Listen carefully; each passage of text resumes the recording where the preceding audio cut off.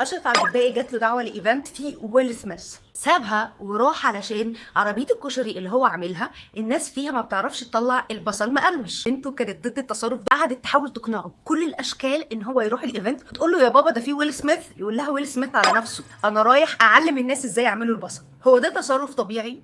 طبيعي لما انا اكون شخص عارف ايه احتياجاتي والقيم بتاعتي في الحياه. يعني احنا ممكن يبقى بالنسبه لنا الحاجه الواو ان احنا نحضر ايفنت، ليه؟ لان ده معناه ان احنا عندنا احتياج للشهره. بس ممكن جدا اشرف عبد الباقي واحد شبع من الشهره وحضر فيستيفالز كتيره جدا، وحاليا الاحتياج اللي عنده ان انا لما اعمل بروجكت ينجح. حاليا البيزنس مان هو اللي محتاج يحس بنجاح، وطبيعي يجي موقف زي ده حتى لو كل الناس شايفه انه كان المفروض يروح الايفنت، هو بالنسبه له لا، انا فعلا الحاجه اللي هتساعدني وهتضيف لي حاجه دلوقتي في حياتي هي ان انا اروح اتابع البروجكت بتاعي. هو ده بالظبط الحاجه اللي بشتغل عليها في ورشه لقيت نفسي، وهي دي الحاجه اللي بيوصل لها الاشخاص اللي بيحضروا الورشه لما بيخرجوا فجاه بعد ما بيبقوا تايهين ما بين ارائهم واراء اللي حواليهم، عندهم قرار مهم محتاجين ان هم يتخذوه، بيخرجوا من الورشه معاهم ورقه كاتبين فيها ايه التوب 5 اللي محتاجين يحطوا فيها وقت ومجهود، مين الاشخاص اللي محتاجين انفست وقت اكتر معاهم، ايه النشاطات اللي لازم ابدا اعملها دلوقتي علشان ابقى في مكان احسن.